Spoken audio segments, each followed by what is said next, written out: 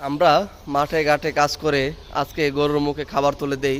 একটা দিন আগে ছিল যে গরু সারাদিন হাল চাষ করত, লাঠির বাড়ি খাইতো।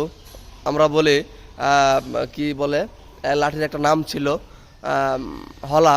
হলার বাড়ি খাইতো আর হাল চাষ করত, আর আমাদের খাদ্যের যোগান দিত, হাল চাষ করে সহযোগিতা করত।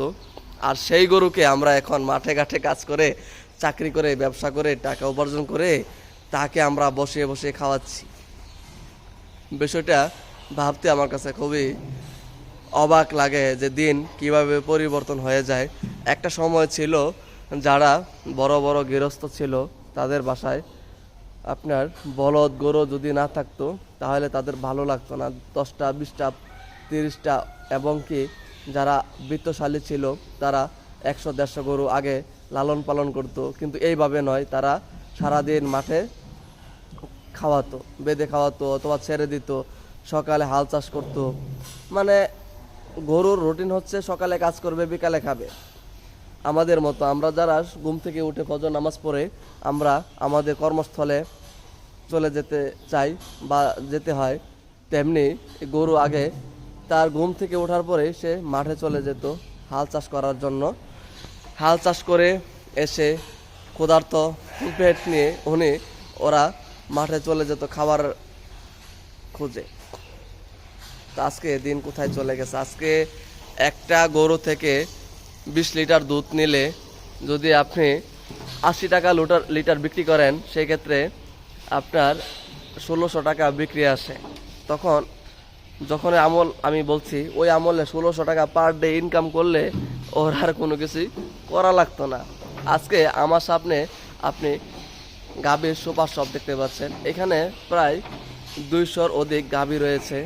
এই গাভী থেকে যদি 1000 টাকা করে ইনকাম হয়, আপনার ধারণা কত টাকা ইনকাম হবে একটি খামারে? এখন এই খামার আগে ছিল গোয়ালঘর, এখন হয়ে গেছে বাণিজ্যিকভাবে খামার। দেখেন, আগে ইন্ডাস্ট্রিয়াল ভাবে যারা ফ্যাক্টরি ব্যবসা করত, জুট ব্যবসা করত, কাপড়ের ব্যবসা করত, তারা কিন্তু আজকে এই খামার সেক্টরে চলে আসছে।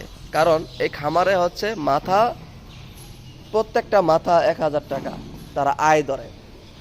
প্রত্যেকটা মাথা যদি 1000 টাকা আয় ধরে, এই খামারে যদি 200-র অধিক গাভী থাকে, যদি 200 গাভী আমি ধরি 1000 টাকা করে দেয় পার ডে, তার কিন্তু পার ডে 2 লক্ষ টাকা ইনকাম হচ্ছে।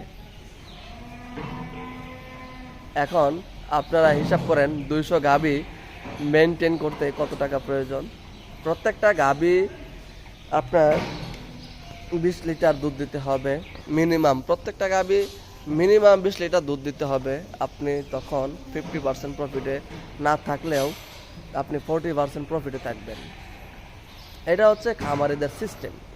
আর কিছু কিছু খামারি আছে, ওলান দেখে গরু ক্রয় করে নিয়ে আসে, খামার ভর্তি গরু রাখে, কিন্তু তার কোনো ফিডব্যাক নাই। তখন বলে আমি বিদেশ যাব, আমি এন করব তেন করব বলে গরুগুলি বিক্রি করে দেয়। আমি সবসময় বলবো, গরু হচ্ছে আমাদের বর্তমানে বিরাট একটা সেক্টর। এই সেক্টরে আপনি যখন ঢুকবেন তখন বুঝে শুনে ঢোকাটাই উচিত আমি মনে করি।